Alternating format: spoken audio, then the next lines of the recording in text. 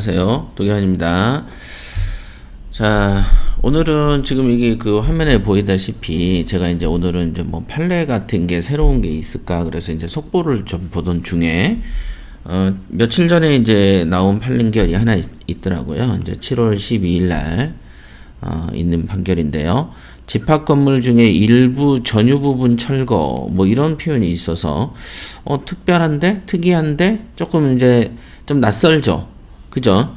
예를 들면 이제 건물 철거 그러면은 이제 토지가 있고 여기가 이제 건물이 있어서 이런 거를 이제 철거한다라는 느낌들인데 집합 건물이라고 보면은 요렇게 있죠. 그럼 그 중에 한 호수를 철거한다? 좀 낯설죠. 그래서 우리가 간혹 제가 이제 농담으로 이제 많이 얘기할 때 뭐 아파트나 빌라에 뭐 예를 들면 301호가 경매를 당했어. 그러면 그 301호를 누가 그 빼가겠어? 성장값처럼 누가 안 훔쳐가? 뭐 이런 식의 이제 표현들을 농담으로 좀 많이 했었는데요. 지금 본건 같은 경우에는 보면은 그 집합 건물의 한 호수를 철거할 수 있는 것처럼 이제 표현이 되어 있길래 요거 좀 잠깐 소개를 해드려야 되겠다. 요렇게 생각을 했습니다. 그래서 여기 있는 첨부 파일에 있는 첨부 파일을 한번 켜보도록 하겠습니다. 그게 요겁니다. 대법원 판결인데요. 사건 번호는 2017에 204247 이렇게 되어 있고요. 그 다음에 건물 등 철거에 관한 소송이다 라고 되어 있습니다. 그러니까 참 보면은 역시 이제 우리는 경매쟁이지 변호사는 아니잖아요. 그래서 이제 법률적은 참 보면은 분쟁도 많고 이래저래 우리가 이제 모르는 것들이 좀 많구나. 어쨌든 경매쟁이는 경매쟁이고 변호사는 변호사니까. 그래서 이게 어떤 사건인지 한번 쓱 읽어봤어요. 그래서 이제 한번 소개해 드리도록 하겠습니다. 여기 보면은 원심이라는 것은 이제 대법원 이전 단계 판결을 말하는 거죠. 그래서 구분 건물의 근저당권이 설정된 거가 79년이고, 이 구분 건물은 그 당시에는 이제 소외인이라는 것은 이제 원고도 아니고 피고도 아닌, 예를 들면 전혀 다른 B라는 사람이라면, 이 사건의 토지, 건물은 B였던 거죠. 그 다음 이 사건 토지는 여기에 있는 소의 조합이라는 게 있었나봐요. 조합이 소유를 하고 있었답니다. 그러고 나서 환지 처분 공고 이기일인 80년 며칠 날 소유권을 취득한 사실을 인정했다. 이 사건 토지는 소의 조합이 소유하고 있다가 있으니까 이때 이 79년 근저당권이 설정될 당시 건물이 B 거라면은 토지는 조합이었던 거죠. 일종의 C라고 표현한다면 이렇게 보면은 그 근저당권이 설정될 당시에 땅은 조합 거고 그 다음에 건물은 소외인 즉 원고도 아닌 피고도 아닌 전혀 다른 B라는 사람이 거였다 이거죠. 요거는 이제 팩트. 근데 이제 민법상 법정지상권이 성립하려면은 저당권의 설정 당시 토지와 지상 건물이 동일인의 소유여야 되거든요. 근데 지금 보면은 저당권이 설정되는 79년도에는 토지는 조합거였고 건물은 B 거였으므로 이거는 이제 법정지상권이 성립되지 않습니다. 그런데 어쩌다가 이제 요 건물인 B가 전혀 새로운 뭐 F나 이런 사람의 소유가 됐던 것이죠. 그러니까 법정지상권이 성립하지 않으니까 이 토지 주인인 C가 그 다음에 D가 됐겠죠. 뭐 이런 사람이 건물에 대해서 철거하라라고 얘기가 나온 겁니다. 근데 하필이면 그 건물이 집합 건물이었던 거죠. 네, 이렇게 된 사건. 여기까지는 쉽게 이해되실 거예요. 그랬던 거죠. 그래서 나아가 저당권에 기한 경매로 인하여 토지와 건물의 소유자가 달라진 경우에는 관습상 지상권도 성립할 수 없다는 이유로 이제 피고의 주장을 받아들이지 않았다 이렇게 돼 있어요. 그러니까 관습상의 지상권은 원칙적으로 매매나 기타 이제 공매 뭐 이런 원인으로 그 토지 소유자랑 그 건물 소유자가 바뀔 때 발생할 수 있는 건물 소유자의 권리가 관습상 그 지상권인데 지금 요거는 이제 굳이 기억을 안 하셔도 되고 근저당권이 설정될 당시에 토지와 건물의 소유자가 각기 달랐기 때문에 애초에 법정지상권이 성립하지 않았고, 그 상태에서 건물이 소유자가 이제 현재 있는 소송 당사자가 되었던 것이죠. 그랬는데 이제 토지 주인이 문제는 이제 그 철거를 요청했던 거죠. 그러니까 철거를, 그러니까 아마 감정적으로 대립을 했으니까 소송까지 갔겠죠. 자, 전유 부분의 철거가 불가능하다는 주장을 이제 이 피고가 했나 봐요. 그랬는데 상식적으로 뭐 아파트 뭐 203호를 철거 가능한 것도 아니고, 빌라도 302호를 철거할 수는 없는 것이니까 당연히 불가능하다라고 주장할 수는 있겠죠. 그런데 이제 대법원 판결은 이런 입장입니다. 그러니까 일동의 집합 건물의 구분 소유자들은 전유 부분을 구분 소유하면서 건물의 대지 전체를 공동으로 사용하는 것이다. 이거는 뭐 우리가 알고 있는 상식이죠. 대지 소유자는 대지 사용권이 없이 전유 부분을 소유하면서 대지를 무단 점유하는 구분 소유자에 대해서 철거를 구할 수 있다라고 돼 있다. 그러니까 무단 점유자. 그러니까 예를 들면은 대지라는 건 요 대지 토지죠. 토지 소유자가 예를 들면 C도 있고 D도 있고 E도 있고 F도 있겠죠. 근데 여기에 이제 그 빌라가 있어. 아파트가 있습니다. 그럼 이 아파트 요 소유자는 이 사람이 소유한 땅이 하나도 없는 거예요. 땅이 예를 들어서.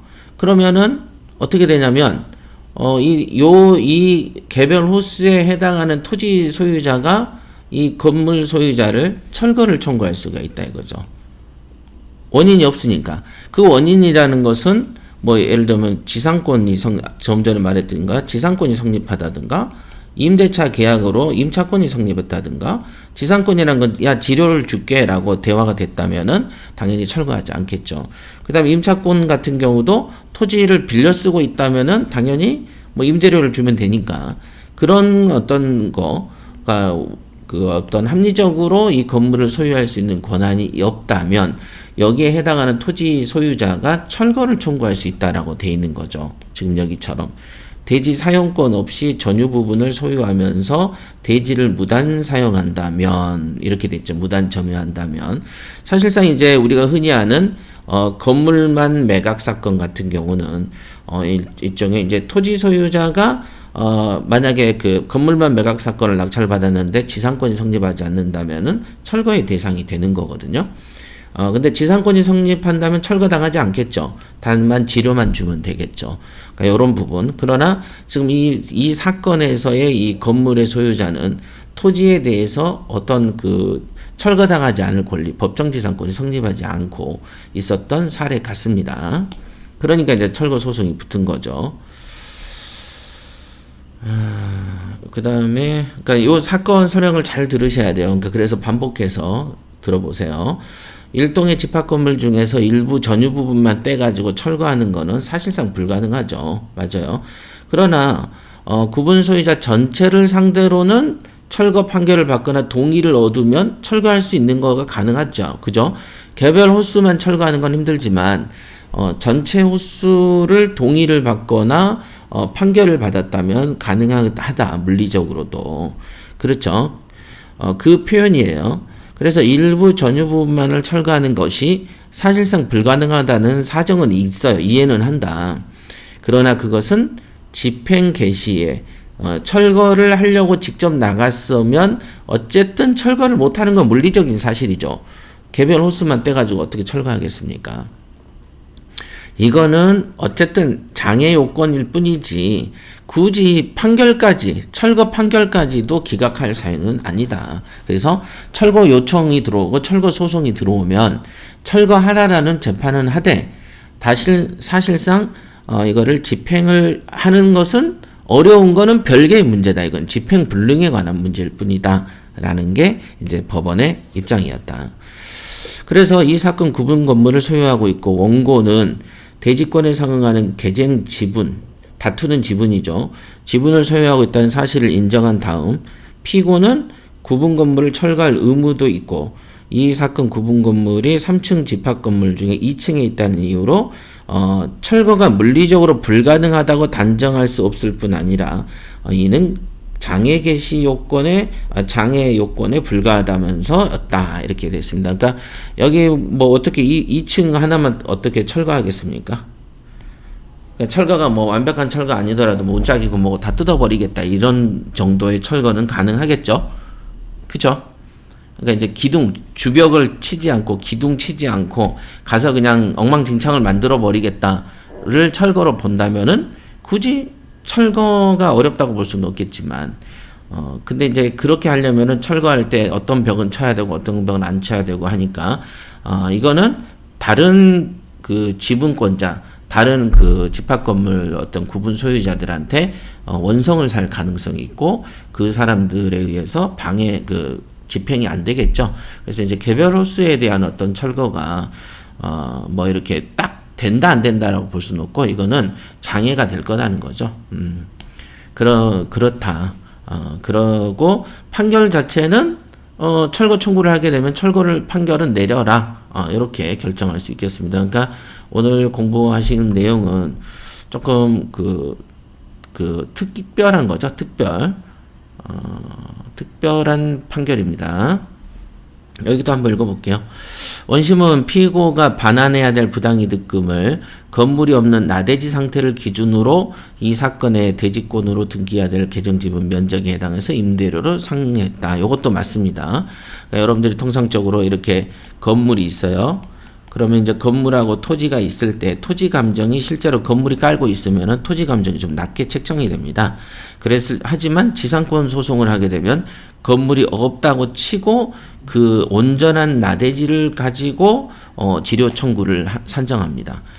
요거가 지료 소송의 이제 굉장히 중요한 부분인데 이 부분 하고 똑같은 법리로 위에 있는 어떤 건물이 없는 나대지 상태를 기준으로 토지 가격을 산정하고 그걸 기준으로 이제 지료를 청구하라라는 판결을 확인한 거다. 이 부분은 이 부분도 이제 이런 부분은 중요한 판례 중에 하나고요. 이미 네, 오늘 이제 말씀드리는 이 소개하는 판결은 그겁니다.